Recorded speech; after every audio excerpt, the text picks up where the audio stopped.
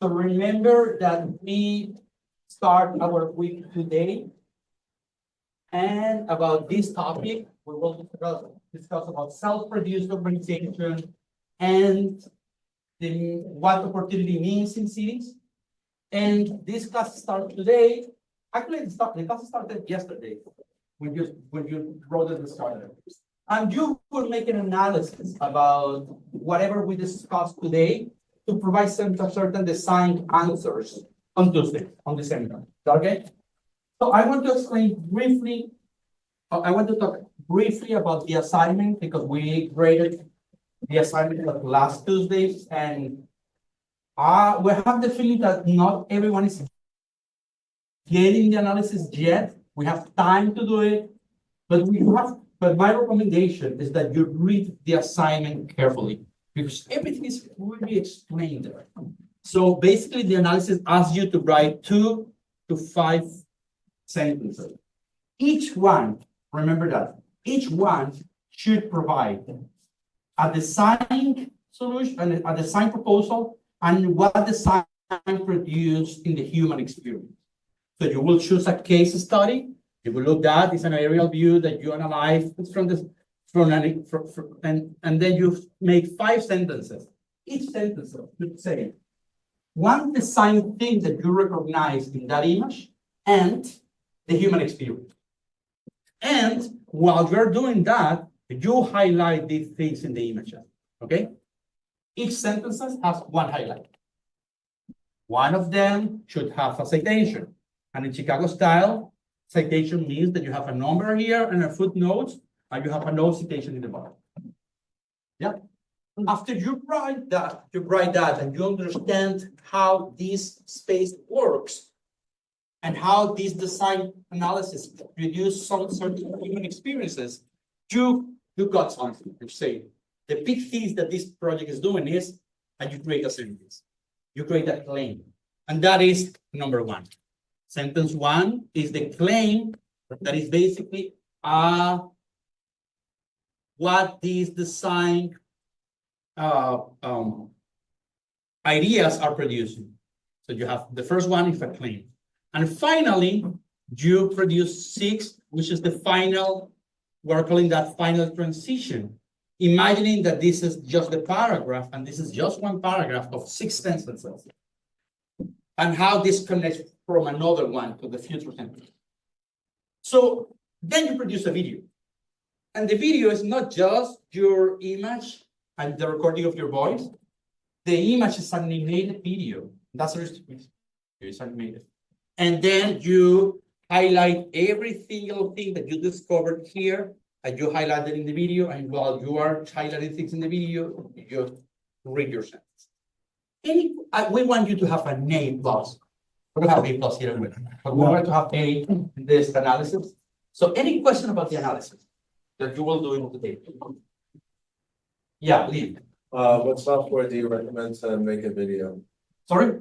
What software do you recommend to make a video? We do not prescribe software.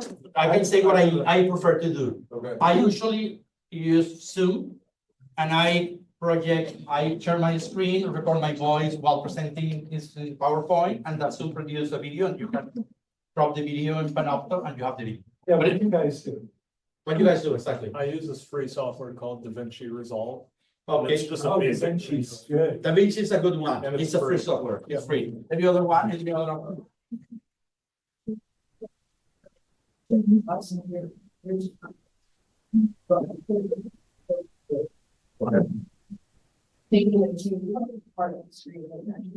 Yeah. Kelly. Damn it. Which one? The dial suck. So, but there are several options. We're not prescribing the methodology, but the outcome. Any other question about the analysis? We have to go fast because we have a long schedule today. Yeah.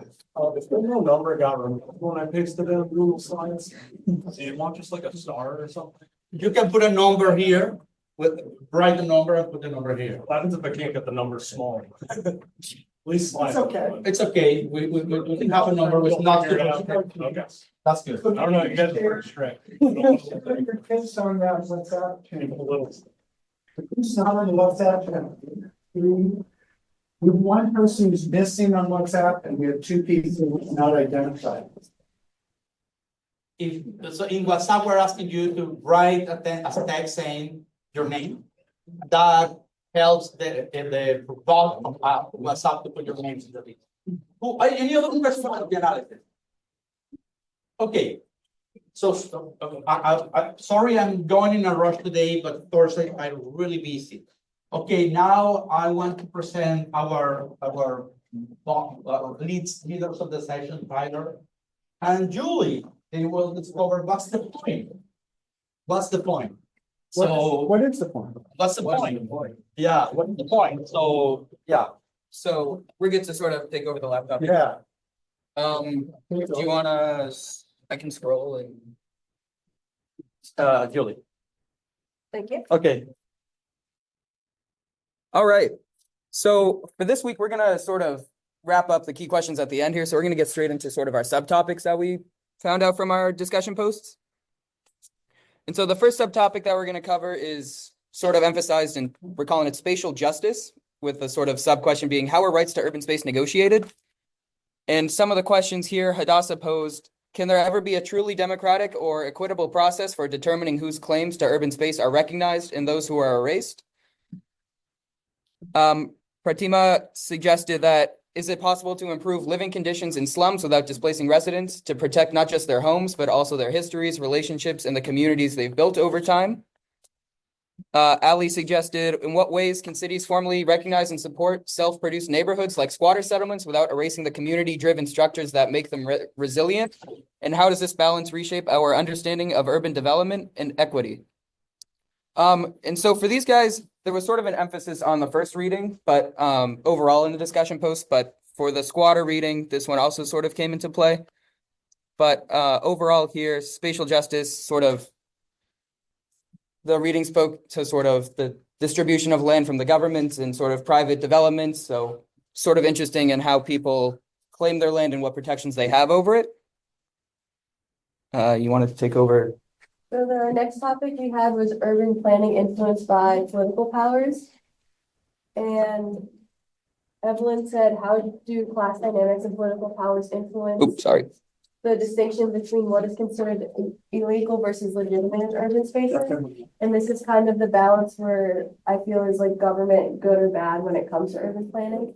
Then the selective enforcement reveals how legality is a flexible tool manipulated by those with the political and economic power to control urban space and exclude marginalized groups. Someone also said the state selectively enforces planning laws, granting legitimacy to those that bring the more profit while branding informal settlements as illegal since they aren't able to gain personal wealth from it. And again, this is kind of going back to the government almost ignoring the lower class citizens to benefit their own gain. Then another important question that was posed is informality a tool of governments? And informality to maintain control as they choose when to pay attention to them and when to ignore them.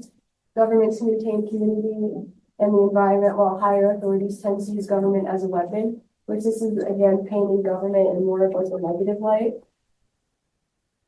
And then sometimes the government even works with informal systems through unofficial deals or by choosing not to enforce certain rules.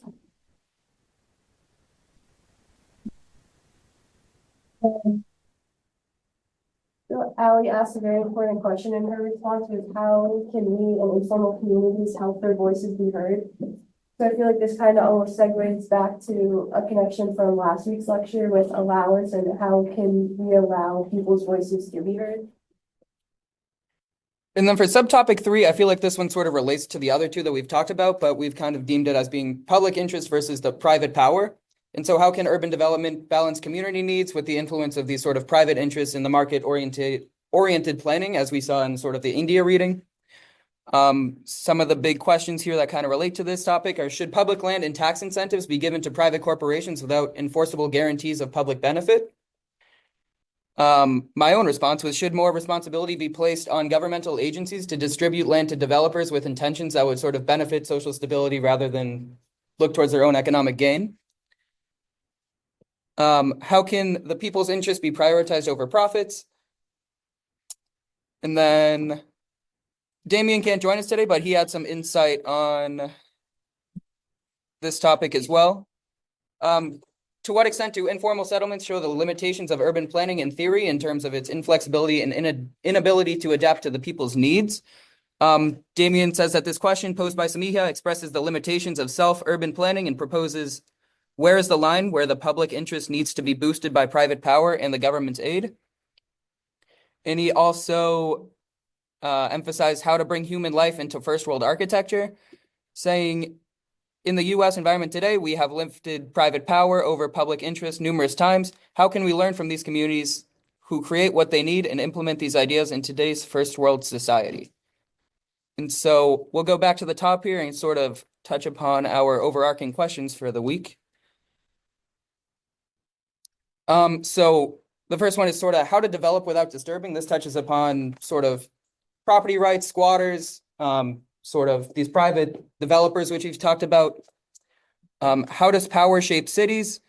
Again, sort of what role does the government play in sort of the relationship between agricultural and urban and sort of the future of development, even touching back to sort of the gentrification topic of last week.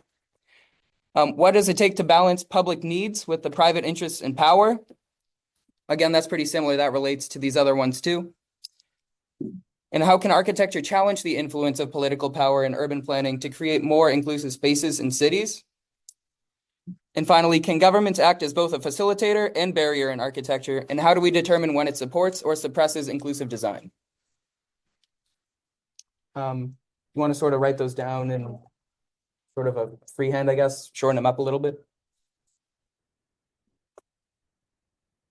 Yes. I'm not sure if you agree with me, but there are a lot of binaries in this discussion today. Yeah. Illegal versus legal, informal versus formal, public versus private, community versus private development. We were discussing about especially the second one, where you have a lot of binaries there, and I think we have to discuss. In my opinion, we can discuss that. Yeah, well, that's our challenge. That's our challenge. That's the challenge. How we balance between these binaries that are shaping the city. Sometimes the binary is useful, and sometimes we create a spectrum. Yeah.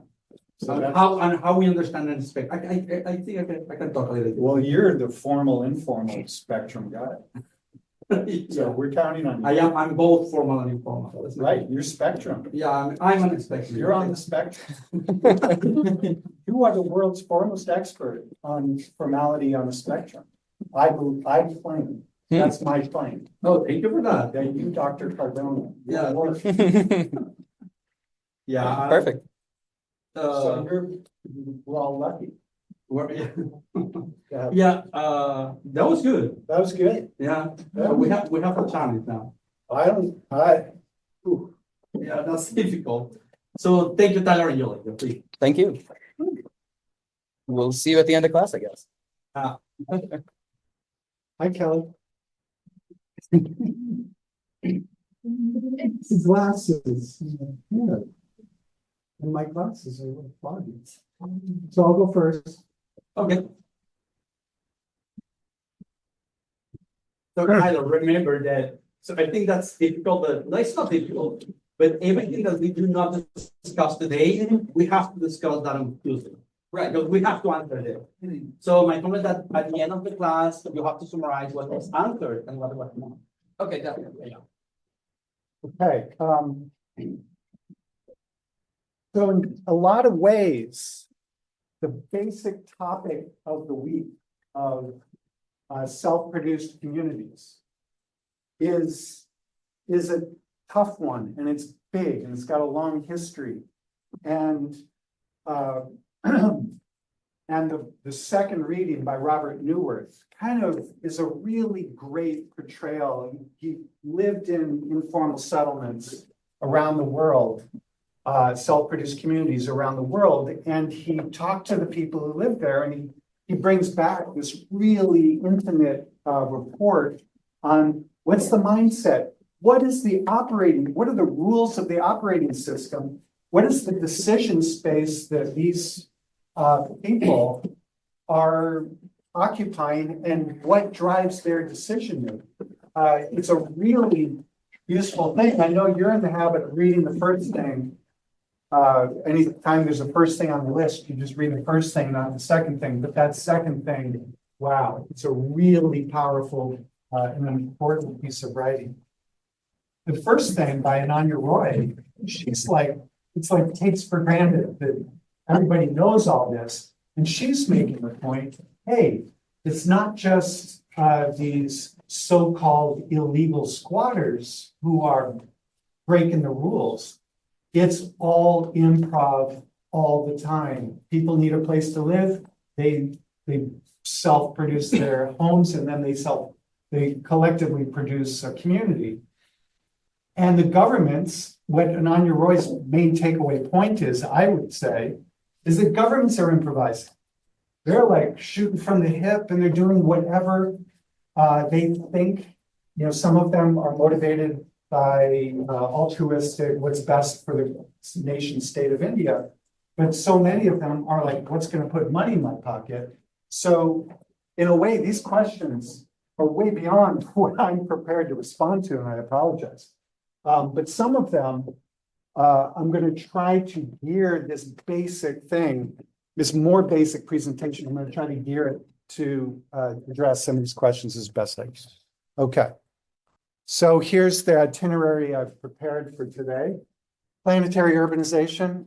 Can I say something about that? Like you? So could you want to say? Yeah. So basically, I think the claim here, and there are many scholars that have discussed that, is that currently the whole world is urbanized.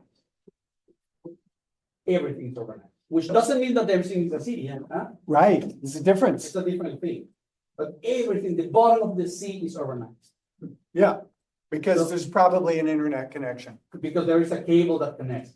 The Amazon jungle is urbanized. It is now because Starlink connects them to the internet. Yeah, exactly. And also because if you take out a tree from the Amazon, it's probably because you want to build or to create a furniture in IKEA. Or raise cattle. China. Or raise cattle. Or raise both. cattle. So my point is that when you put when you take out a tree, you put down a tree in the Amazon, it's because an urban process. Okay. Everything's urban. All right. That's perfect. So we started out like, how many of you think population growth is a problem? That's the problem. Who thinks that's the problem? Well, I'm going to encourage you to get over that. Just get over it. And I'm going to give you the one line takeaway.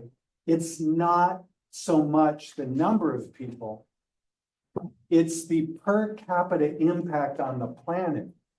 That the number of people, it turns out we're bad at changing that. There's one thing we can do to change that, and I'm going to talk about that in a minute. But the other variable, the impact on the planet, is the number of people times, who does math? The number of people times the per person impact that each person has. Turns out we have 8 billion people, more or less, we're all friends here, 8 billion people. It turns out if everyone on the planet lives the way an average American lives in terms of an American lifestyle impact, we need 3 or 4 planets to support 8 billion people living like we typically live. Whereas if we all lived like the typical citizen of South Asia, we have the capacity to carry 20 to 30 billion people on the planet.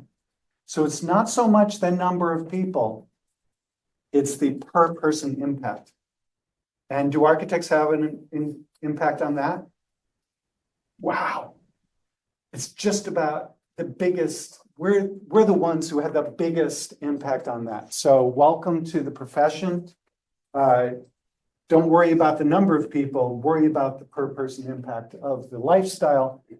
Everyone in the world they wake up in the morning and they go to work and they try their hardest all day long, every day, to live the way they do live in the United States. And then they go home in the evening and they watch it on YouTube or their favorite TV series, reruns of Friends. So it gets embedded in their heads. I want to live. We're going to spend a whole week on this topic, so I'm going to stop there.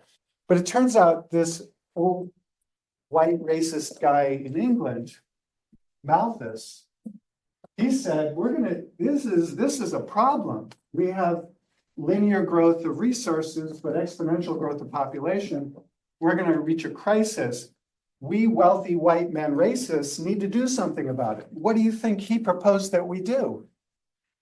We euthanize anyone who isn't white and living in England. So that's kind of a negative message.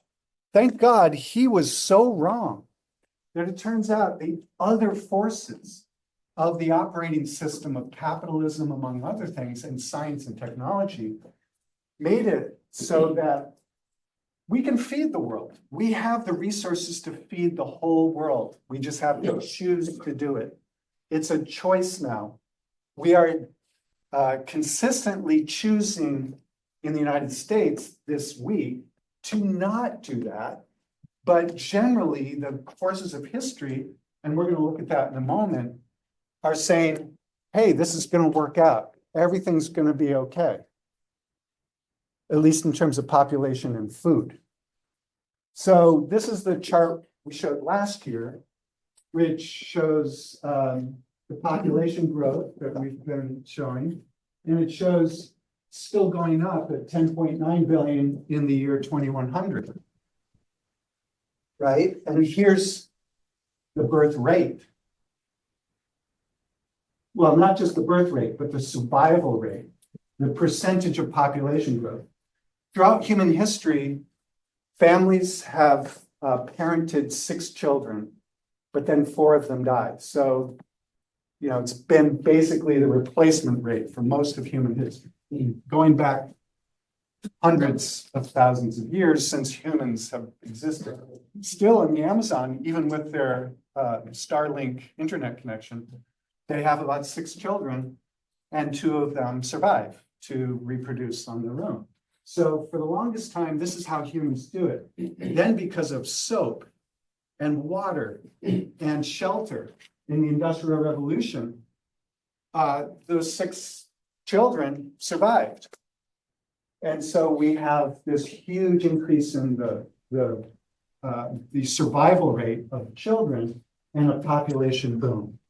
It's this demographic wall. But then with development, things change. Here's the new data. Do you see that transition?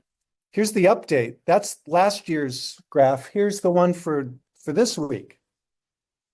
Look what happened.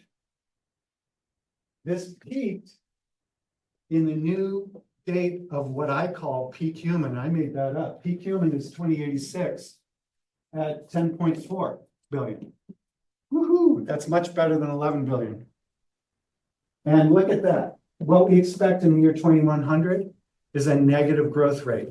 So then we start the long, gradual demographic decline of population from a peak human of 10.4. So the number of people, we're all set. I knew you were going to ask that. There is a YouTube video that I'll send to you on the WhatsApp chat. Hans Rosling, the next guest star of our presentation today, explains it beautifully in a YouTube video. Yes. Explanation on developing economies. Yes, you are absolutely correct. This is an assumption. This is the median split. What's going to make the difference between peaking at 10.1 or 11.1? The difference comes down to one word. Well, it's not one word. It's women's rights and women's education, girls and women's education, girls and women's rights, mostly in Africa. We did that. So we'll look at that. Africa is the big variable. As societies develop, as girls and women become educated and empowered to control their reproductive rights, the birth rate tends to reduce to around 2. And this is a historical fact. And the one thing architects can do, and we had a student who did a thesis, and then she went, and I think she's there doing it now. She proposed a school for girls, a girls' school in Ghana, outside of Accra. And that her family was doing that kind of work in Ghana, and I'm not sure, but I believe she's there doing it now. So can architects do something to help us with the population growth? You're damn right. And Wentworth graduate, that one is doing it. Other than that, every one of us is responsible for reducing the per capita impact by creating high quality, very attractive lifestyles at a lower impact. So now, but a bigger question is what's going on? How did we get here? Can I still use the word third world? Who says, yeah, you can still call it the third world? Who says, no, you can't call it the third world? The answer is no. The third world is a historical term. Around the end of World War II, there was a first world and the second world. First world, capitalist trade, global trade, and the second world, state socialist economies like what we used to call the Soviet Union and the People's Republic of China, now known as China. So these state socialist systems were labeled second world. Then we had all the colonized area of what we now call the global south. We call it the global south, by the way. Sometimes we say developing economies, but even that's a little weird. But architects tend to use the word global south. In 1955, all the colonies, the colonies of European extractive colonialism were starting to get independence through wars of independence and otherwise. And they said, listen, stop competing for control of us. We're not going to join the first world. We're not going to join the second world. We're going to be non-aligned with either the capitalist nations or the socialist nations. We're going to be the non-allied movement bloc of countries. We're going to be the third world. It was a proud declaration. We are independent of the colonial systems, and we're not going to rejoin you to reproduce those same relationships. So it was a proud statement, and it's a historical state. It is gone. Let's talk about that. Hans Rosling from Sweden. 5 years to 75 years. And down here, an axis for wealth. Lifespan per person. Well, 400, 4,000, and $40,000. So down here is poor and sick, and up here is rich and healthy. Now, I'm going to show you the world 200 years ago, in 1810. Here come all the countries. Europe brown, Asia red, Middle East green, Africa south of Sahara blue, and the Americas yellow. And the size of the country bubbles show the size of the population. And in 1810, it was pretty crowded down there, wasn't it? All countries were sick and poor. Life expectancy were below 40 in all countries. And only the UK and the Netherlands were slightly better off, but not much. And now, why start the world? The Industrial Revolution makes countries in Europe and elsewhere move away from the rest. But the colonized countries in Asia and Africa, they are stuck down there. And eventually, the Western countries get healthier and healthier.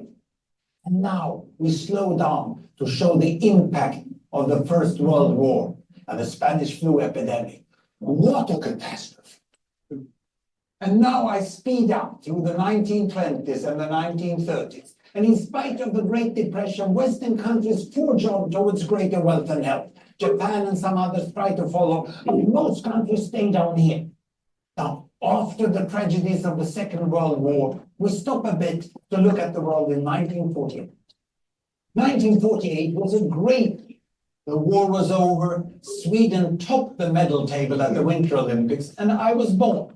But the differences between the countries of the world was wider than ever. The United States was in the front, Japan was catching up. Brazil was way behind, Iran was getting a little richer from oil, but still had short lives. And the Asian giants, China, India, Pakistan, Bangladesh, and Indonesia, they were still poor and sick down here. But look what is about to happen. Here we go again. In my lifetime, former colonies gained independence, and then finally they started to get healthier and healthier and healthier. And in the 1970s, then countries in Asia and Latin America started to catch up with the Western countries. They became the emerging economies. Some in Africa follows. Some Africans were stuck in civil war and others hit by HIV. And now we can see the world today in the most up-to-date statistics. Most people today live in the middle, but there are huge differences at the same time between the best of countries and the worst of countries. And there are also huge inequalities within countries. These bubbles show country averages, but I can split them. This is the key Take point. China. This is the reality we live in. There goes Shanghai. It has the same wealth and health as Italy today. And there is the poor inland province Guizhou. It is like Pakistan. And if I split it further, the rural parts are like Ghana in Africa. And yet, despite the enormous disparities today, we have seen 200 years of remarkable progress. That huge historical gap between the West and the rest is now closing. We have become an entirely new converging world. And I see a clear trend into the future with aid, trade, green technology. It's good, right? and peace. It's fully possible that everyone can make it to the healthy, wealthy corner. Well, that's optimistic. I think that. Wow. That's so much better than what we usually get from these lectures. Okay. Back to our regularly scheduled program.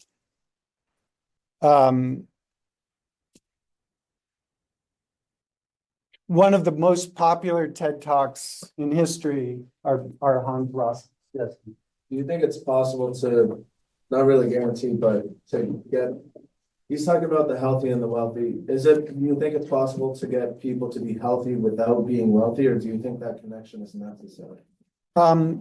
He covers that beautifully in some of his talks. He looks at where the dots go. Some of them are getting longer lifespans and then getting wealthier. Some of them are getting wealthier and then getting longer lifespans. And of the two, he's noticed in the data that it's way better to help people's well-being through basic human needs, supporting people having access to basic human needs to increase lifespan first, and then getting wealthier. It's a much better formula.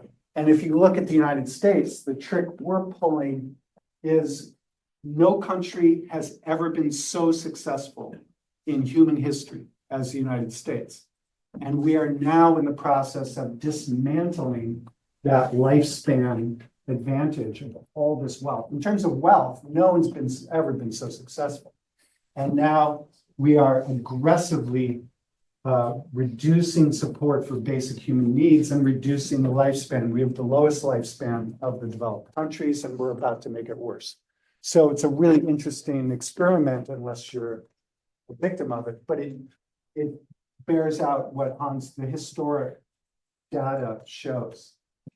This slide highlights the thing that Rosling points out when he tries to characterize the current situation.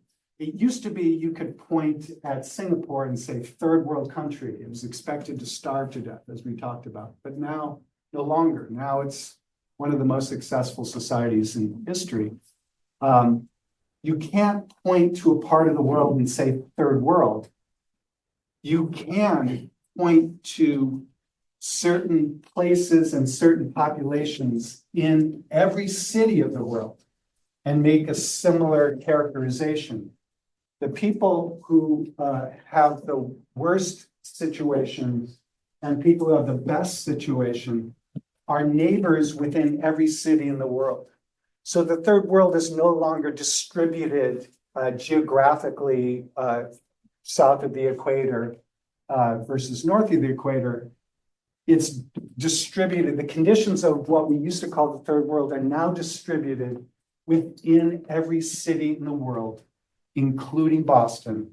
And that's our basic condition that we live in now. And this is Hans Rosling's characterization of how diverse populations are in terms of their life opportunities, a word we're going to go deeper into shortly. Africa is the future. You may have heard in the news, Italy is panicking, Japan is panicking. The working age population is decreasing. The retirement age population is increasing. It's an economic collapse that is happening. It would be happening in the United States too, except for immigration. The only place that isn't collapsing in terms of demographics is Africa. Africa is the one place where the population is still growing. The future is African. I suspect that, we had a mobilization of architects heading to Japan in the 80s, to China in the 90s and 2000s. I predict migration of architects to Africa, that's where the development's going to be. Hang on. Increasingly, every country in the world outside of Africa is going to be fiercely competing to attract immigrant populations. Immigration is the secret of success. The immigrant population in the United States have a higher level of education, a lower level of crime than any native group in the country. So this is the future. The future is a future of immigration. Get as many as you can into your country if you want to succeed. Okay, that's the first part. You will recall in History Theory 2, we talked about how London, the population got pushed off the lands in England, and they were forced into the cities where they became a population of slum dwellers who, if they were lucky, they could work for very little money in the factories of London. The key takeaway point that you may have written in your notes back then, I don't know if you take notes. I don't know. Does anyone take notes? If you look at your notes from that lecture, you should see the words push and pull. Immigrants who come to the United States are pulled to the United States for the most part. They're pulled here to go to, how many of you came to Boston to go to college? You were pulled into Boston. Feels pretty good. How many of you have ever been woken up in the middle of the night and told, don't take anything, we have to leave the house, there's a fire coming, or there's a man with a gun outside? Have you ever had to flee your home? Okay, one. So push, like what happened in England, not so great. You might be quite successful, but when you have to flee your house and take nothing with you, suddenly you are very poor and you have very few options. So push and pull, the laws of enclosure that took several hundred years to take place in England pushed people off of the commons. And in a way, the informal settlements, the self-produced communities are, I think, is a reclaiming of the commons. They're saying, here's some land that's not being used. I need a place to live. I'm going to build my home on this. And it becomes de facto a commons. So it's a recapturing of the commons away from this bifurcated property ownership. In the United States, we have three forms of property ownership. You can own it, or property rights. You can own it. You can own the condo, but not the land, or you can rent. Those are the three forms of property land rights in the United States. Other countries have a dozen, 2 dozen, 3 dozen levels of property rights. So it's a much easier thing to understand different property rights. People being pushed off of their land is a phenomenon that is growing and is expected to grow. You can read the slide. You see what's going on. When we hit 10.4 billion in the year 2083, is that the new peak human point? What percentage of the global population will be considered squatters? People living on land that they do not have legal title to, about 1/3. So that's a growing proportion of the population.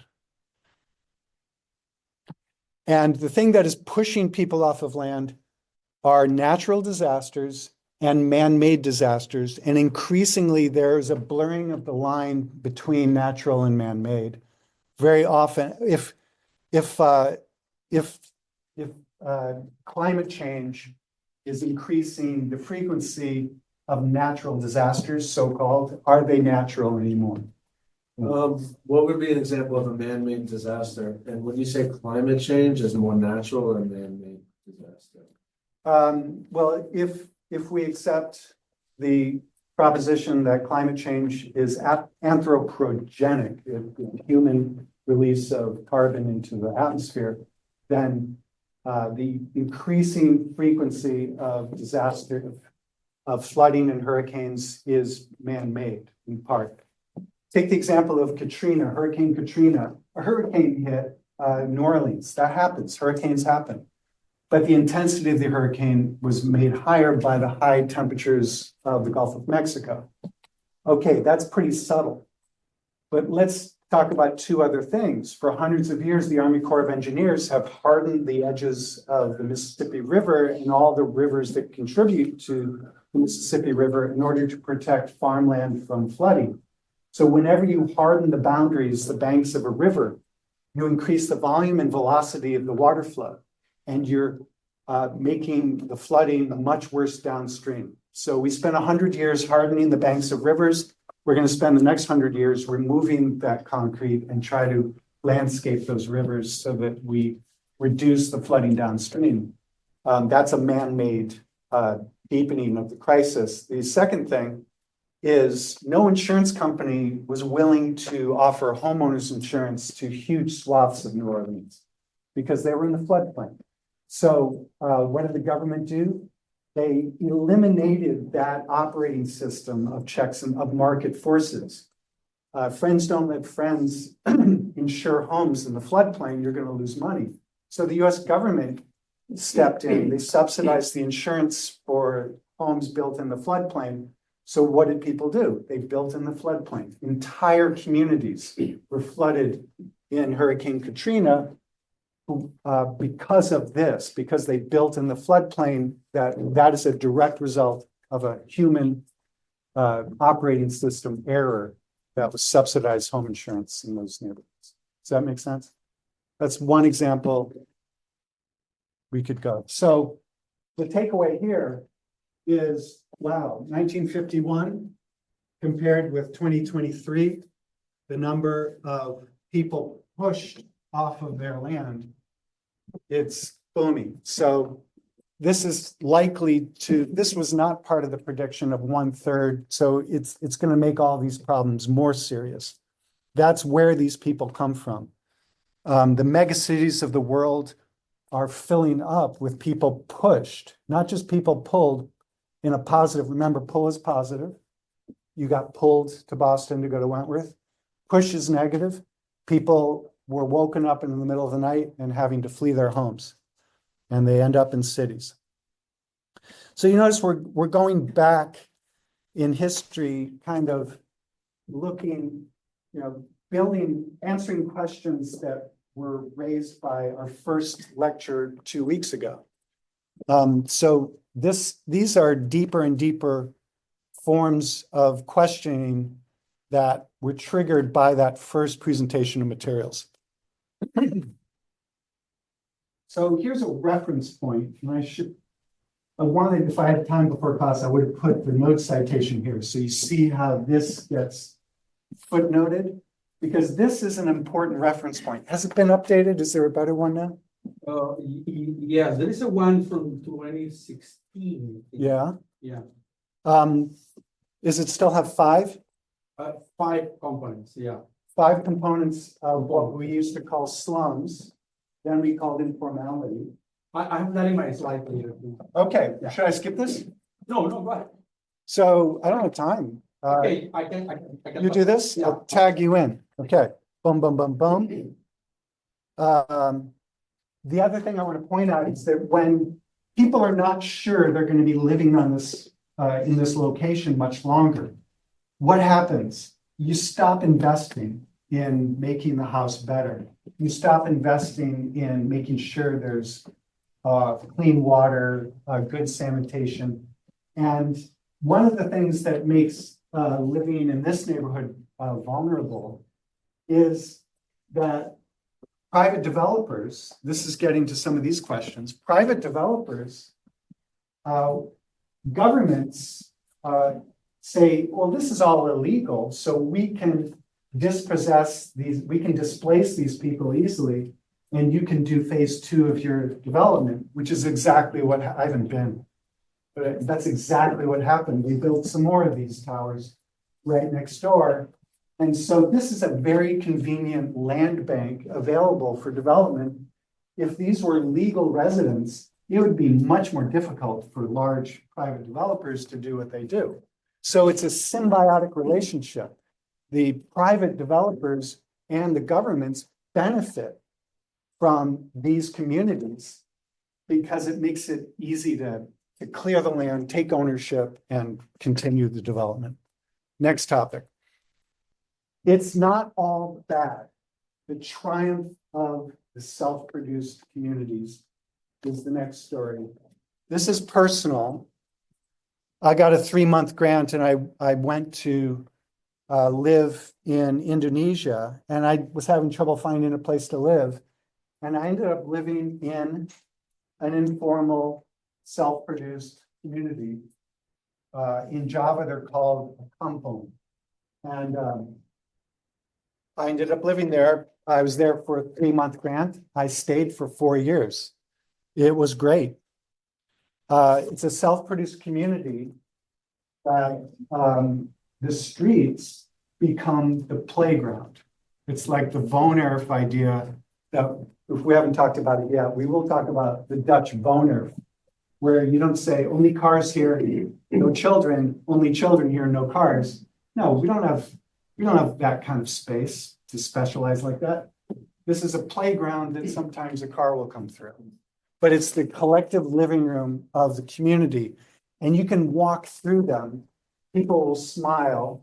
They'll ask you to sit down and have tea. They'll ask you if you're married, and if you're not married, they'll ask you if you want to meet their daughter. And so Hota Samper, a colleague of ours, you know Hota, right? Yeah, she researched about that. Oh, yeah. So he's gone on from Boston and he's now in Boulder. And he has produced this Atlas of Informality, which is a guide to all these communities. The fundamental principle behind some of these communities is mutual self-help. They help each other out. They don't have insurance, so people would, a woman knocked on my door one day and said, and I invited her in for tea, because that's what one does. And she mumbled about some things, and I said, oh, is there a problem? Can I help? And then she finally told me her husband had broken his arm, he couldn't work. Is there any way I could help out? And this is the way it works. There's no health insurance because things don't cost that much, but you ask your neighbors, and this is the way people built each other's houses. When a family gets married, every person in the community would go out into the forest, harvest some bamboo, fashion that bamboo into a piece of the roof or a piece of the wall or a piece of the furniture. And then there'd be a party where everyone would bring their piece of the building to the party, and they'd have a building party. The family of the wedding party would supply food, and the party would keep going until the house was built. And this is how these things got built. Then in terms of collective infrastructure, there were government programs to provide the building materials, the Portland cement, the gravel, the sand, and the steel reinforcing bar, so that people could take their muddy paths and make proper walkways with drainage next to it, so that there was all of the labor is supplied by the community itself, and that still occurs. Jumping forward, there's also a whole series of economic and social relationships where the businesses of these communities have an interrelationship that is a crucial ecosystem of commercial transactions, but not just commercial transactions, but also social transactions. Since I sell things out of the front of my house here, I take care of my children, but if I have to go pick up the palm sugar I need from the market, my neighbor watches my kids. It's basically like an extended family arrangement where mixed use is crucial. The spatial configuration of these communities is crucial to the success of this operating system. It's a very effective operating system. It's so effective, in fact, that it turns out it's a useful set of mechanisms and operating systems to be employed in the face of disaster response. So this is the final example piece.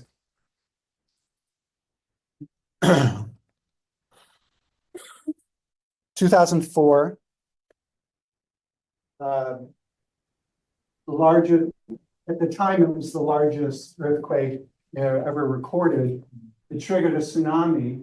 The wall of water in some places was 6 or 7 stories high. It swept through the tip of the island of Sumatra.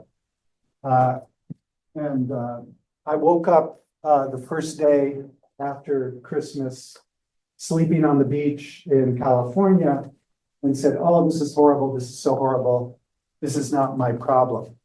Then I went to sleep. And the second day I woke up, I realized this is my problem. So I went and I got to know the survivors, which tended to be men between 15 and 55 because they could swim or they were out fishing. Everybody else died. These villages, 85% of the population died in these villages. And so they were sitting in the refugee camps up in the hills. And I worked with an organization that mobilized them and put them to work. The first step was to map the former locations of their homes. And so we trained them how to use geospatial systems on satellites, and then to measure out in the geometries of triangulation to replot their properties on the ground. And then we mapped it and we said, okay, we're going to build back better. That was the theme of the whole reconstruction effort. And so we planned for infrastructures that would give them water supply, sanitation, and escape routes if this ever happened again. And so students were told, you can't go to Indonesia. We're not going to give you college credit for this work. We're not going to give you financial aid. And if we find out you go, we will expel you from our programs because we can't afford to be associated with the risk. So the 60 people who were interested in going dwindled to about 17, but we went anyway. And we were there and we did land reconfiguration. We did two things. We used the tricks of the informal settlements, the self-produced communities. We needed more space to put in the roads and the water supply. And so we said, okay, what proportion of the property did you have before the disaster? We're going to reduce the total area in private hands so that we can have public amenities. And you will still get that proportion, that percentage of the private land back. It will be less than what you had before the disaster, but it will be worth much more because it will have services, it will be supplied, it will have the urban amenities that we are installing. Plus, it's a devoutly Muslim community, and not everyone wanted to move back. Some of the survivors said, I'm never going anywhere near the water ever again, understandably. And in this practice of Islam, friends don't let friends live away from neighbors. You can't be a good Muslim unless you have neighbors to the right and left of you. So if they just moved back in the same location that they had been, they might be isolated too far away from the community of the devoted. So they relocated that percentage of land. And so this was a planning model that we brought, that we learned from the components, from the self-produced communities.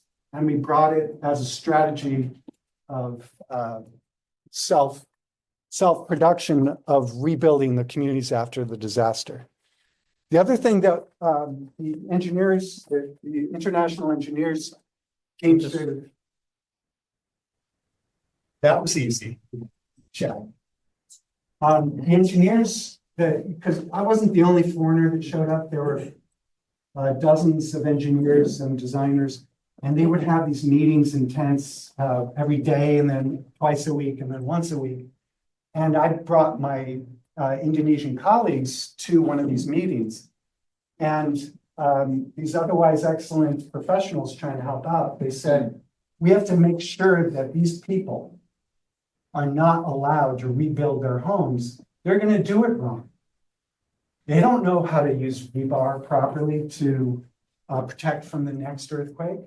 So they were proposing that the Indonesian army stand guard around these villages and prevent anyone from rebuilding.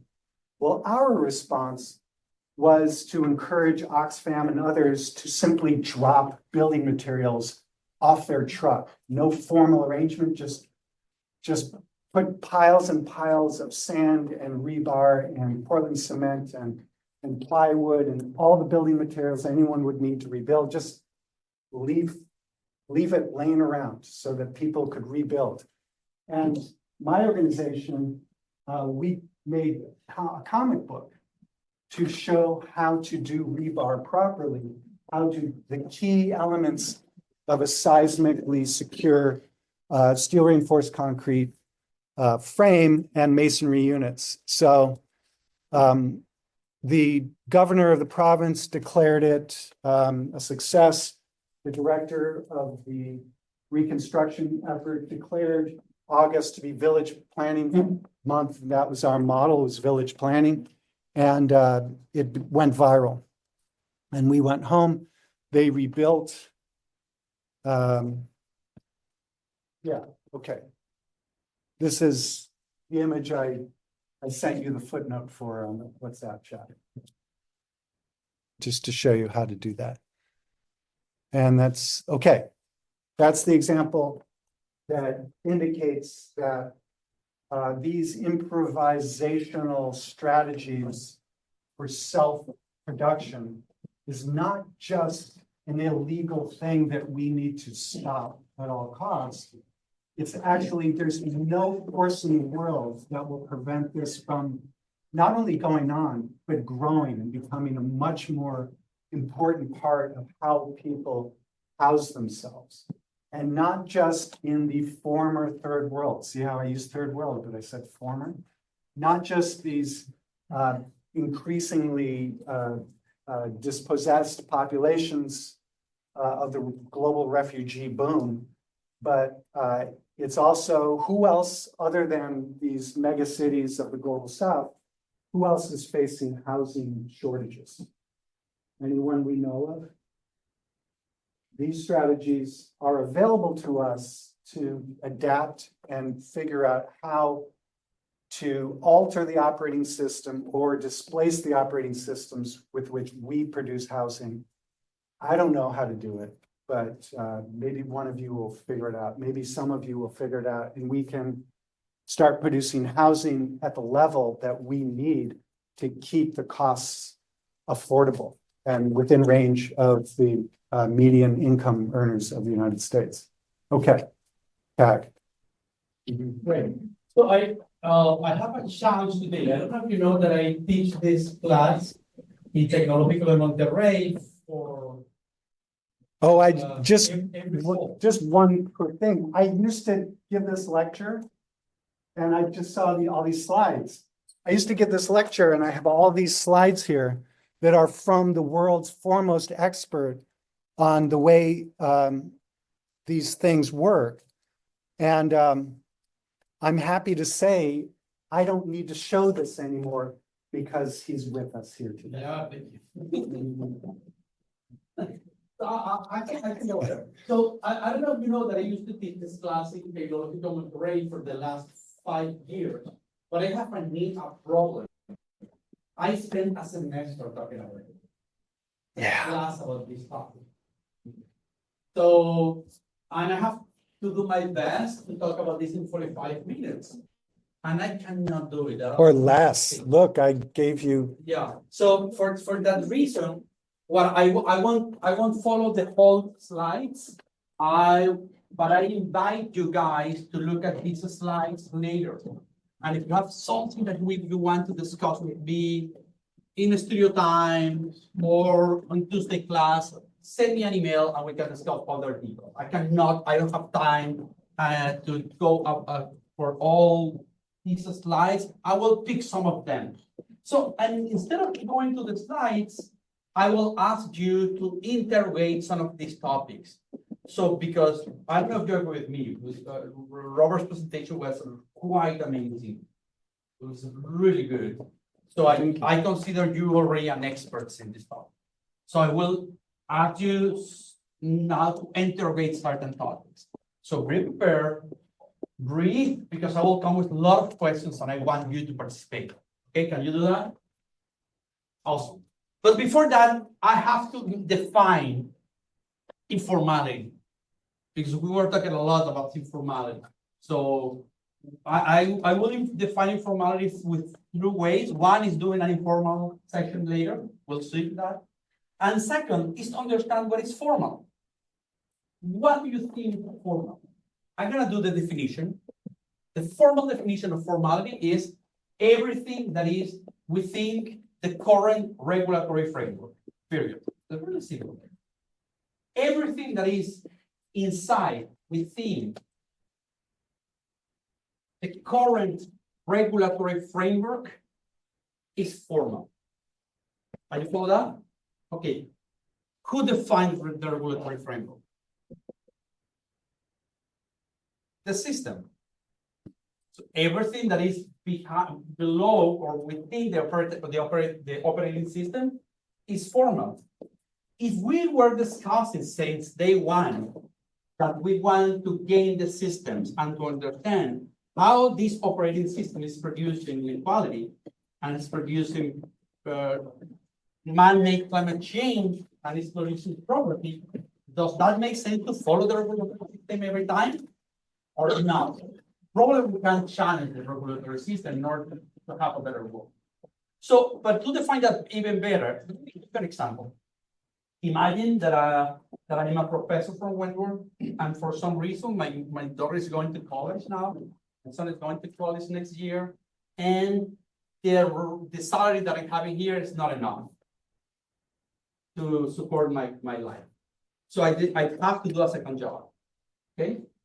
So I decided one day to go to the quad and put a table and start selling apples. That formal? No, that is informal. That is informal. If that happened, the Wentworth police will come to me and will say, Professor Ignacio, you cannot sell apples to the quad. If they want to buy apples, they have to go to Big Hall. There is a formal system to sell apples. You cannot do that. And they have a monopoly. No one's allowed to sell food that's not Yeah. that company. That is informal. Okay, imagine, sorry, we are grown up here. So can I cross the boundary of legality here? And we talk about something that is uncomfortable? Is that okay for everyone? Okay. Imagine that I put the same table, but instead of selling apples, I decided to sell cocaine. Oh, you had to go there. What will happen to me? Do you think they will call Wentworth police? No, they will go to Boston police. I will go to jail. That is illegal. Can you see the difference between informality and illegality? Yeah. So there is certain difference there. But why cocaine is legal? Because in the regulatory framework, it's not allowed me to sell or to even to have cocaine. But wait, 50 years ago, I was not allowed to have whiskey in my home. It was illegal. Now it's legal. It's informal to sell whiskey? Yes. Yes. But it's not illegal. But now it's illegal to sell cocaine. Are you following the difference? So in the distance, across the time, whiskey was illegal. Now it's legal. Obviously, there are certain, for all legal things, you have to have certain rules. You have to be over 21 to have whiskey in your home. You have to buy whiskey. My son cannot drink whiskey because he's 19. I can because I'm 51. And there are certain rules. So, which means that there is a threshold, like a spectrum between what is formal, what is informal, what is legal, and what is illegal. They are completely different things. So what I think probably was Robert's proposing is a person decided to take a land and build their home because there's no way for him to have a home. That is informal, but probably it's not illegal. Are you following me? Or we have to discuss that it's legal. And if that home was illegal or informal many years ago, probably could be formalized today. Because we can change also the rules. We have to think the rules different. So in order to discuss that, before then going to the main topic of today is opportunities, I have to say that I know this about topic not because I have researched that in my doctoral dissertation, because I lived there and worked there for 12 years. So it's a place, and I think this image for me represents everything that I am saying. You live in a place where you see the world from a window, but that window is negated for you. You cannot reach it. So you live in a world where you can connect with the window. You have Starlink everywhere. And you live in Jakarta or you live in any informal settlements in the world, and you know what is happening, but you are not allowed to have it. So that is, you don't have the opportunity to have it, but you know that exists. So, and that's the reason because I think this image for me means a lot. I'm gonna skip this for a second, and I'm gonna do an exercise. So this is Petare, the place where I lived. Is the biggest self-produced environments in Latin America. And this is an exercise that I usually do in this class. I want you to compare Petare and Positano. Who knows Positano here? Okay, Positano is a space in Italy. So if you remember the great graphic that he produced, Positano was here in the 9th century, and Positano is around here in the 20th century. And so I remember that this is health and this is wealth. Remember that? As we discussed. Today, Petare, I'm going to use another code for Petare. So this is Positano, and this is Positano. And today, Petare is around here.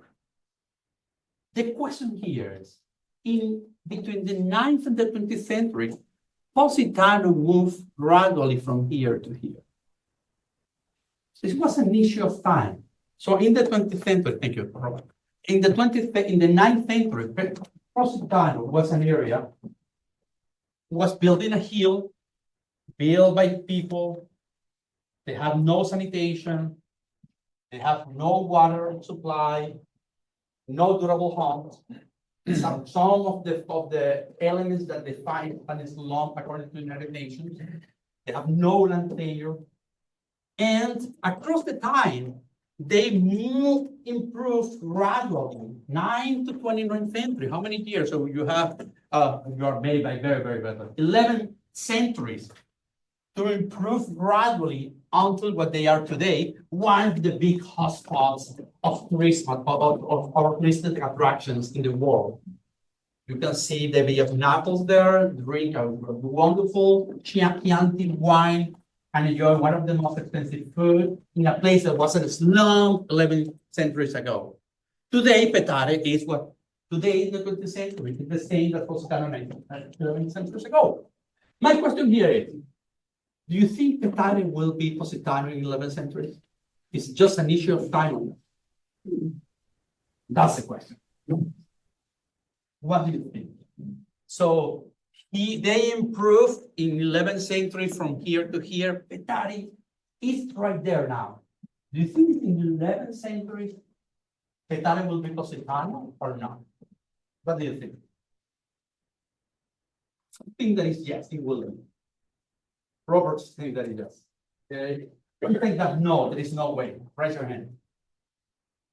Who have no idea. So you have three options, guys. But one. So I want to see your hand. So be more bold, please. I think Petare will be Positano. Raise your hand. Okay. Okay. That will be okay. Sure. I want you to talk. Okay. He's talking. Who's saying that is no way? There is no way that won't happen. Raise your hands. Tyler, say, Justin, and Josh. Okay. And okay, thank you very much. Who say that have no idea? Okay. Let's talk about why do you think? No. No, we both raised our hands. No, but Robert talks about I'm number 4. This is number 4. Yeah, what do you think? Why do you think Petare will just stand and you say I'm confident? Go ahead. And Josh, can you take the voice later? Yeah, because you're our guest. By the way, we have a guest today. It's Josh from Atlas. I know we always have a new name, but yeah, the current name is the Advancing Teaching, Learning and Scholarship Center, which is a crazy acronym. He's moving between different classes to see how teaching went or to help and thank you for and also make you famous. And I hope to write a little piece about this class what's going on. So hopefully I'll get folks about that. Amazing. Great. Okay, why Petare will be Positano? I think as time goes on, we have better practices or like around the world. I'm sure they learn better practices for building and making it more efficient and They will learn. So okay, they will be more efficient. Yeah. Okay, it's an issue of modernization. I agree. I like that. Josh, why? Any other comment about why? Kondo? Like a tremendous good spot. When I feel like right now we're in an era where a lot of things are slowing down, but like a lot of things are moving faster as well. So it all depends on how like people of the place are open to learning about it. Yeah, she's in the middle ground. I love this comment because she's saying basically it depends of how people are connected to the resources. Yeah, it depends. We don't know. Josh, what do you think about that one happen? So I chose the no just for the sake of argument. We were asked to pick a position, so I'll make the argument that in 11 centuries is a really long time. If climate change accelerates to the point that it is expected to be, and Petare is located in a tropical region, that it might be more uninhabitable at that time than today, and therefore we wouldn't see this. Okay, what he's saying that is global factors, external factors that won't make that happen. Okay, I think we have a great summary. Can we move forward? Yeah. So this discussion basically summarized the two main theories about the relationship between what is called underdevelopment and development. Supposedly, this is underdeveloped, and that was underdeveloped, and it's developed now. And these two theories are not, and this is basically a summary of my late review of the doctoral dissertation. That you have two options here. Petari has some traditions that could be modernized in order to reach to modernity, and everything is related to micro-social relations, how the micro things happens within that community for them to improve. Or other, that's the modernizing theory. And the structuralist theory say there are macro-social relations, micro global change, global economy that makes that you have backwardness and advanced economies happening at the same time. So which means that if this doesn't change, you won't change in any time. I'm not taking a position now. I have a position. I'm kind of in the middle. I'm with Kondo. So, but basically, what is important for us to know is that, so there used to be, go ahead. Right? This pushes it that way, right? Yeah, no, yeah, the theory what says is that backwardness and advancement happens at the same time. And you don't move from one to the other. They are both happening at the same time. Okay. You cannot move from one to the other. So this is quite pessimistic. This theory. So what you are proposing is, yes, that can happen. Yeah, and this is basically a summary of all of this book. In order to explain that, I'm gonna challenge you another one and moving back about this history that I know that the Robert knows and he likes. And I will spend like 10 minutes with that because that takes a while, okay? This is my summary or an interpretation of the dependency theory. So what I'm trying to do now is to explain or to talk or to discuss why Kondo is right. Why?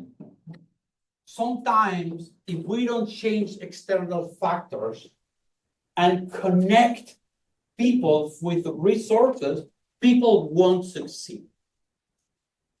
But before saying that, I have to say that this connects me a lot with what is happening today in this country with migrants. So what is happening with migrants, that you see a migrant that he's here taking illegal jobs. And some people believe that they have to move back, that they are lazy. And because they are not working hard in their country, they have to come here to steal our resources. And other people believe that basically they are having here the opportunity that they didn't have in their country. So I want to understand now is why this guy, let's put a name to that guy. I'm calling that Juan.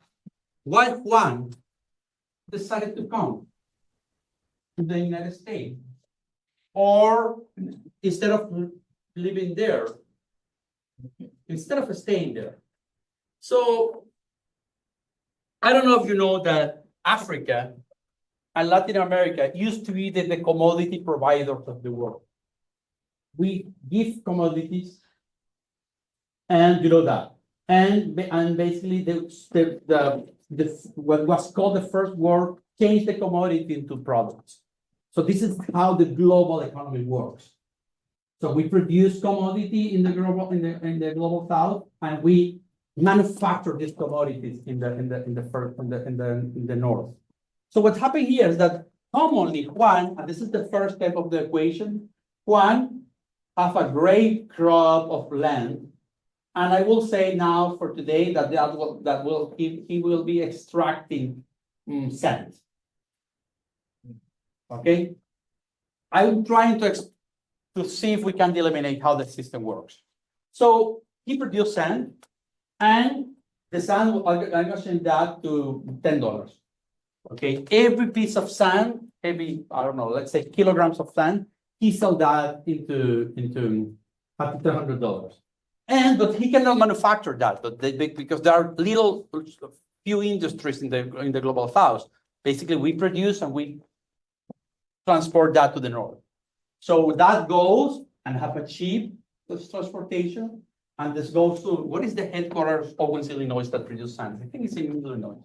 So if they transform sand, this goes from, let's say, Caracas, and it goes to Illinois. And in Illinois, there is a manufacturing process that has the piece of sand, plus the transportation. I need to help you through your map. So, and commonly, if you want to transfer sand into glass, for example, you need glass to produce sand. You need tools, $10. I'm gonna provide that to facilitate the math. You need certain labor. You need to do certain profit for the Owens and Illinois company. And 1, 2, 3, 4, 5 is $550, and $50 is the cost now of the new product. Okay, are you following me? Of the glass. Of the glass. Now glass costs $50 because you have to pay the sand, the tools, the materials, which is the sand, the labor, and the profit. Okay, but Juan knows the world, as you said before. He knows that the glass existed, and he wants to use this big product and to put a little glass here because we want to improve to build this little home. So, but he doesn't produce glass. He just produces sand. So the glass move here, cycle 1, shipping $10. So the glass cost 50 plus 10, $60. Are you following me what is happening? This is what is called the deterioration cycle. He produced $10 and he has to pay 60. He produced 6, so he has $50 that are missing in the process. Okay? Obviously, that cycle repeats because with sand, you produce a screenshot for your iPhone. So you calculate that goes here. Let's do the math very quick. 50 plus transportation 10, plus 10 tools, plus 10 label, plus 10 profit. It's $90 goes here plus $10, $100 if we're gonna have a screenshot, and just a screenshot of the iPhone. So you produce 10, you have to spend 1,100. And this is what is called the deterioration cycle. And there is a lot of research to talk, which is the dependency theory. Global South depends of developed or what industrialized economy in order to survive. And this is happening in deterioration every time and every time. So I have several questions for you. Imagine that you're one, Liam, you're one now. Okay? How you solve this problem? You suddenly realize that you have to produce, you're producing 10 and you have to spend 50 or 100 and you're still producing 10 and 10 and 10. How do you solve that? How do you solve your economic equation if you were one? Just certain ideas. Yeah. You could avoid the $10 of shipping by having a local glass maker. Okay, that's a possible solution. What if we translate this here and one becomes an also manufacturer? This is not happening. This is not happening. And this is not happening because they are so powerful and monopolies here, and they don't want them to succeed, because if they succeed, they won't produce that anymore. So Owens, Illinois, what's happening is Owens, Illinois opens a branch in Venezuela. That happened, that's true. And they basically open a branch to take glasses to Venezuela and sell their glasses to Venezuela. Any other option? That great, but it's not working because of monopoly. What else? What other solution here? Sorry? He moved to Illinois. He moved to Illinois. And that does the. And that's the guy that we're having around. He moved to Illinois. So we have one issue of this consequence with this massive migration. What else? There are other phenomena that are happening. So we talk about monopoly. What else can happen? What else can do one? Yeah. One thing that I want to do that we're thinking about is, I don't know if you guys know the currency exchange rate that is happening right now. Like a lot of in Ghana, for example, like the currency exchange rate has been going up, but then a few hours ago, my dad checked and like tremendously dropped. That way, commodities that have been sold from Ghana to like exchange in the US, like they can actually, have that in their name, goods and services kind of, goods and commodities kind of service where, yes, you buy my stuff and I can get like the price of it, because right now $1 in Ghana cedis is $12. So like that exchange rate, instead of one selling his product in like Venezuelan dollars, I don't know what that was used, to like selling it for $10 and then like $10 might not change in case the currency exchange is higher. Yeah, so there is that's a good one. So you know that in economy we have tertiary economy. So when the first economy is the construction, the second economy is manufacturing. So first economy is happening here, second economy is happening here, and the tertiary economy is the services that they produce. What is happening in many countries in the global south is they are becoming tertiary economies. They are producing basically services because they know they cannot, because because monopoly doesn't allow them to produce manufacture, but they producing so they became basically tertiary economy. Yes, Liam. I gotta go for one more, Liam. So the price of or labor could be reduced, and that's not morally right, but that would get the result. Yeah, underemployment. Yes, that's great. Thank you, Liam. And profit too. So, Profit could be yeah, covered, but- so the only way that he can reduce is he has to make that cheaper. You know how he make that cheaper? He pay less to his workers. Yeah. And then where self-produced environment affairs happens. Are you following me? So this system is producing the type of environment that Robert was talking before. Because of this global system of exchange, one has to underpay his workers because he's having this deterioration cycle. So his workers will live in a favela. It's inevitable. We have no other option. For the profit lowers. So that, Which means that Juan will be in favela as well. yeah. So basically, this cycle is producing favelas. When I say favela, underprivileged, self-produced environment, informal settlements, whatever we call them. Are you following me? My point is that this guy who's coming to Illinois is not lazy. He's not producing there. It has to come. This is my first claim. The second one, this system is producing the type of environment that Robert was talking. Because we have to underpay that. The red should be underpaid in order to manage the all-black system. But it's written in black. It's an operating system. It's an operating system that produces self-produced environment. It produces urban form. Yeah, so this, check. So it's an operating system that works globally, that was set in a way with a monopolist capitalism that produced urban form across the world. There is no other way for one but to underpay his workers and to free that will self-produce their homes. So probably understanding what happened, can I delete? Yeah, of course. So probably understanding what is happening will help us to find certain ways to address this situation. So what I can do that is I'm gonna move to my presentation really quick. Fasten your seatbelts, please. I'm gonna show everything that I have, and just for you to know what we have, and then you can answer for more details if you want. This is Petare. This was, and we already discussed that. I'm sorry, we're gonna go.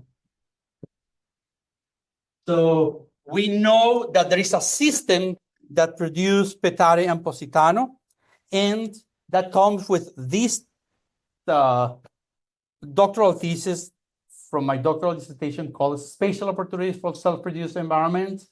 You can read there the major findings. One of them already is the one that I just said, that we just discussed here. And basically, it's talk about the difference between a person who has opportunities and a person who is capable. Many people believe that people do not succeed because they are not capable. So we are stating something different. there are people and regions and cities and societies don't succeed because they have no opportunities. They are not connected to the operators, to the system. And probably that for that reason, instead of capabilities, I prefer to talk about human capabilities. It's a concept developed by Martha Nussbaum, professor from University of Chicago, wonderful philosopher. She wrote that book with Amartya Sen, and he said that capability doesn't come from our own personal life and capacities, but how with the way we connect with the whole. Basically, they wrote this book called The Quality of Life and says that capabilities, we are capable of do things, not only if we have the skills, but with these skills are connected to a system. And then when we can talk about human capabilities, it's not that Juan is incapable, it's that Juan is not having the system, or he's not connected with the opportunities to connect, to relate, or to include his skills into the system of produce.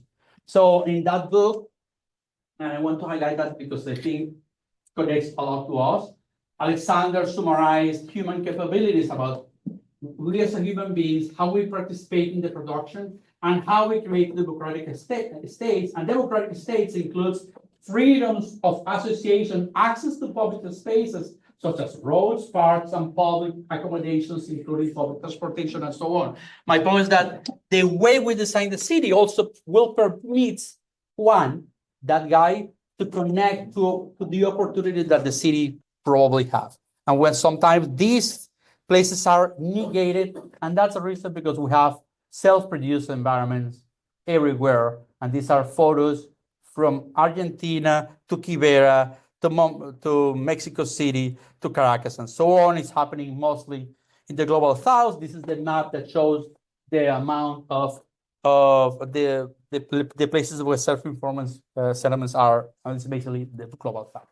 So these perspectives have three claims. Marginality and informality are just myths. It's ways that operating system name that just basically to label one type of category and to justify that they are not succeeding. Binary views like informality and informal are oversimplified. I already discussed that. And urban policies have been misguided. So the presentation moved to all of them, following from the definition of informality to the books that the first define, Janice Perlman, why informality is just a myth. It's something that doesn't exist. Actually, we can say that informality exists. We have informal transactions. What we cannot say is that informal places exist, because informality happens everywhere. So we have informal transactions everywhere, every time, but not in a specific place. And to do that, what I did was this research with I asked El Mocho, one guy who lived, I surveyed him for I was working with him as part of my dissertation, and we surveyed his history and his photo albums, and we discussed where each of the pieces of his home were bought. So we surveyed his history of production of his home for 60 years. So day by day, he was very, very, very organized. I have a lot of bills in his records in his house. We were surveying how it was built and how the different type of people spend sometimes formal economies or informal economy work to create his home. So we surveyed that for 1 year, 1.5 years. Actually spent almost 2 years of my doctoral dissertation just talking with El Mocho. So we surveyed this home.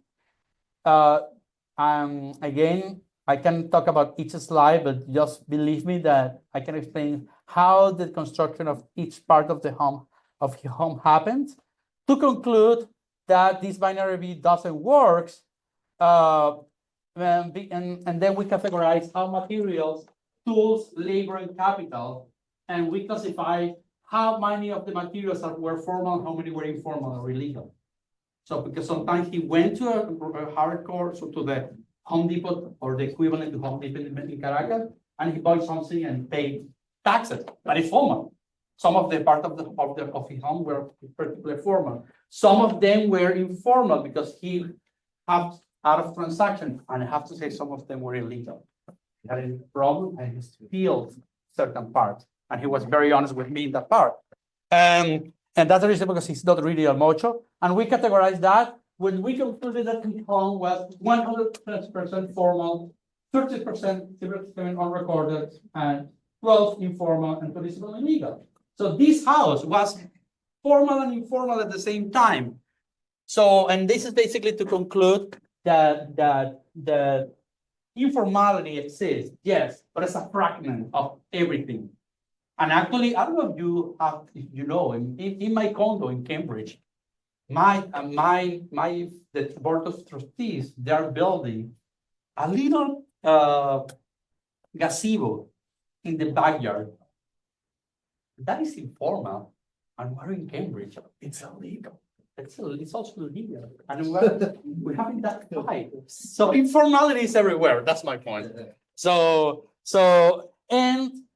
And the problem that we have, and this is what you were talking about, is that the definition of the slums are defined by these 4 categories: having a permanent home, having access to water supply, having sanitation, and having sufficient labor to space to live and land tenure. So what we did also was one is that we categorize these topics in the whole neighborhood, and we recognize that all of them were improving across from 1942 to 2012. So we were having more sanitation, more homes, but where the place was still there. So one of the third claim of this is that this house was building progressively and consolidating progressively until we have today. So that was the same neighborhood 50 years ago. But so the homes were being very, a lot of were really improved across the year, but the public space remains like this. So my point here is that, so the main conclusion here is that the United Nations provided us these tools to understand what is an slum. So again, let me go back. So we have sanitation in Petare. I'm sorry. I messed up. See a second. We have sanitation in Petare is improving, yes. Water, the homes were becoming stronger, yes. We have to access water supply, yes, they're having water supply. They're having sufficient legal to work, yes, they are improving and growing. That's yes. All of them are improving. So according to the United Nations, Petare is not in a slum anymore. What about number 5? Number 5 is land tenure. You didn't do it in English. What are you trying to hide from us? The reason, because I tried to hide from you, and there is a chapter about that, because I discussed that this is not important. Land tenure is not important? Okay. But we have 3 minutes. What is the blue line on the graph? This one? Yes. This one is how this neighborhood was growing. Okay. So if despite these topics were improving, the type of the slums were improving. And I have 2 minutes just to say that. So basically the last claim, and again, if you can read that in detail, is that we were focusing too much in the homes, but not in the systems, in the urban space that surrounds the homes. Despite the homes were improving across the years, following these 5 factors, even they are having land tenure across the year because government have to recognize that. The public space, the connection will be like this one. And the sanitations of the public space are being like this one. So the United Nations still have these 5 categories that are basically talking about the unit of home and not how the unit is connected to the urban environment. And this is still happening. And that's the reason because I decided to make a taxonomy about public infrastructure and include that with the understanding of landscape as infrastructure, and basically understand that because of that, we are having two focus in the focus were being basically in housing and the units of a different type of units instead of understanding how everything works together. And that's the reason because I came with the idea of the spatial opportunities, how we can understand the system as a new category and understand how I think that was said by Ali in the seminar last classes.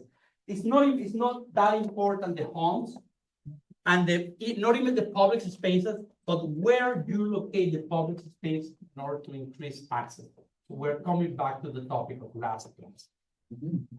It's not as important as improving their homes, but not even including allocating points of services, but to understand where this is located and how this is connected. Proximity and connectivity to these public spaces matter more than the unit itself. So we did this exercise in Petare where we allocated this 10 spaces, 10 public spaces, and with 5 different frameworks, and depending of the location where you can serve more people. So and probably this is my 30% of today when I'm finished with that, is when we decide to have an intervention in architecture, following the logic of urbanism is not as important as the design of the design is important. It is much more important how that piece is connected and how close it is to the people. And this is where opportunities come, where people can connect their skills to these public services in order to connect their capabilities to the rest of it. We're on time. Today. We have 2 minutes for them. Sorry, go ahead. So it was too much today. So we still have 2 minutes here, guys. So it's your time.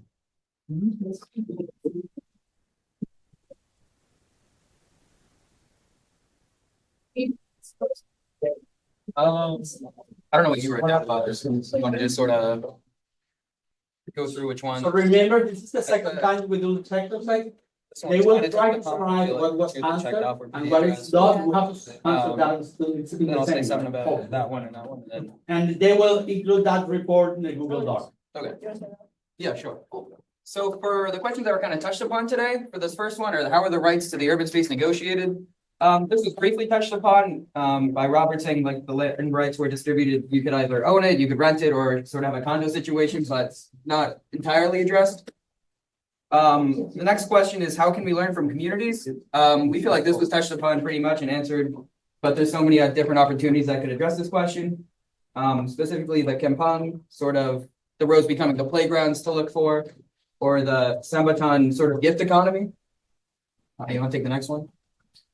So how does power shape cities? I feel like I was looking at it from more of a political standpoint, but I feel like we can look at it from how money can even be seen as power, where like you have the private developers that are able to come in and easily displace people, which I feel like going to the next question, it kind of creates that push and pull effect that Robert was talking about, where I feel like cities and the world still haven't figured out how to design without displacement.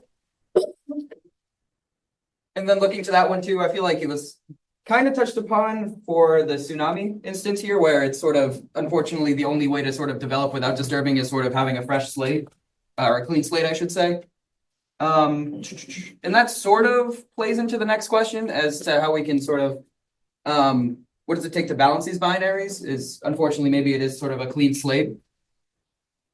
I feel like leading questions, or like what I got from the lecture, is I saw it as architecture on a timeline and looking towards the future and like what is the future and the impacts and the decisions we have that are gonna impact us like centuries from now, and kind of are we going to see more of a rise in displacement in squatting communities, or are we gonna get like the healthier and wealthier top right corner from the video?